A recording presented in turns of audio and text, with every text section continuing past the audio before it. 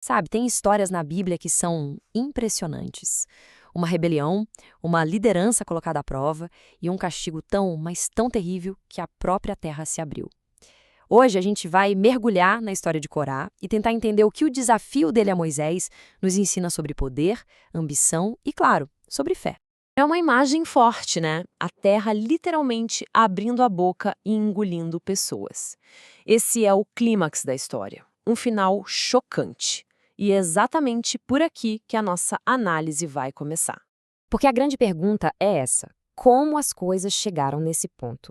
O que foi que aconteceu que pode levar a um julgamento, assim, tão devastador?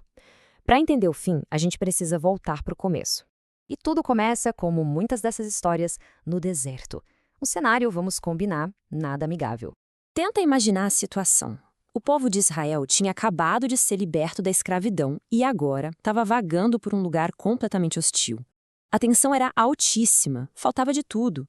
E no meio dessa crise de fé e de sobrevivência, as sementes da discórdia encontraram um terreno perfeito para crescer.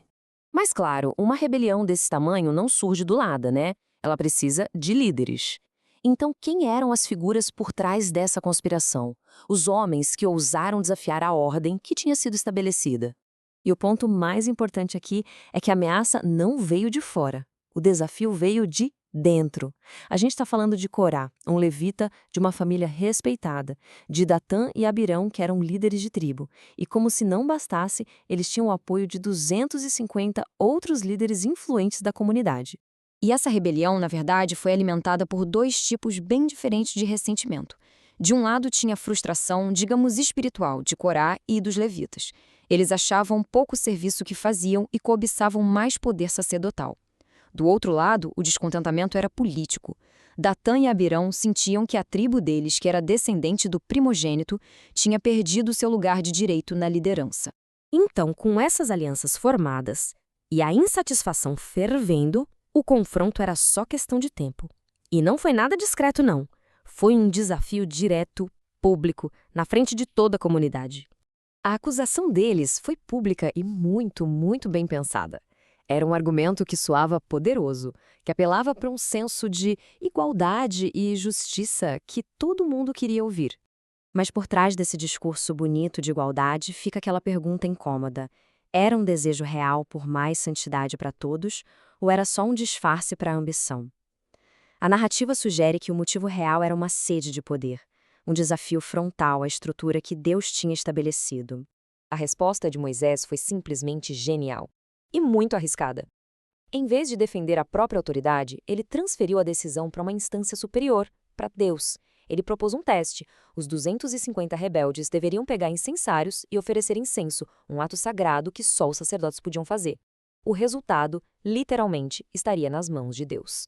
Enquanto isso, Datã e Abirão se recusaram a participar do teste. E aí, no momento de ironia que chega a ser trágica, eles acusam Moisés de tê-los tirado de uma terra que mana leite e mel, se referindo ao Egito, o lugar onde eles eram escravos. Isso só mostra a profundidade da cegueira espiritual deles. Com tudo isso, o palco estava montado. O cenário estava pronto para um julgamento divino que seria lembrado por muitas e muitas gerações. E bem no momento em que o julgamento divino era iminente, a gente vê a verdadeira liderança de Moisés e Arão. Eles não foram celebrar a queda dos seus rivais. Pelo contrário, eles se prostraram, se jogaram no chão e imploraram para que os inocentes não pagassem pelos culpados. Eles se colocaram no meio. E para que não ficasse nenhuma dúvida sobre a origem do que estava para acontecer, Moisés deixou as condições bem claras. Ele disse: olha, se esses rebeldes morrerem de morte natural, de velhice, então podem esquecer, minha liderança é falsa. Mas, se acontecer algo totalmente inédito, aí será a prova de que o veredito veio de Deus. E então, a primeira parte do julgamento acontece. É rápida, é chocante e vai direto no coração da rebelião. A terra simplesmente se abre e engole Corá, Datã, Abirão e as famílias deles. E logo em seguida vem a segunda parte, que responde ao desafio espiritual.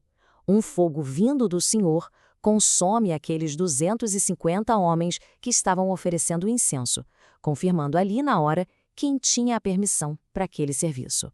A terra se fechou, o fogo se apagou, mas a história, de jeito nenhum, termina aí. Quais foram as consequências e as lições que ficaram dessa rebelião tão catastrófica? E essa parte é quase inacreditável. No dia seguinte, um dia depois de testemunhar um ato tão claro de intervenção divina, a comunidade se volta contra Moisés e Arão, acusando eles de terem matado o povo do Senhor. Isso mostra a profundidade da rebeldia e aquela tendência que a gente tem, né, de culpar os mensageiros.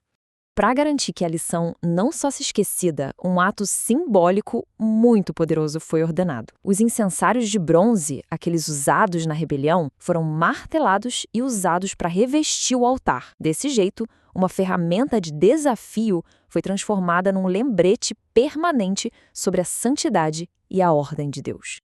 Mas no meio de toda essa confusão de rebelião e julgamento, um tema que a gente já viu antes se torna ainda mais claro: o papel do intercessor, aquele que se coloca no meio para defender o outro.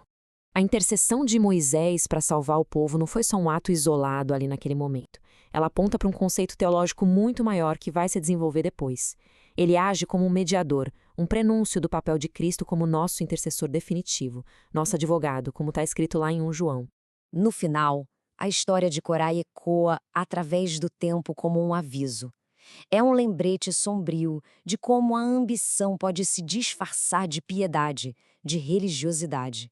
E deixa uma pergunta para todo mundo refletir: quando é que o zelo por uma causa cruza a linha e se torna uma arma perigosa?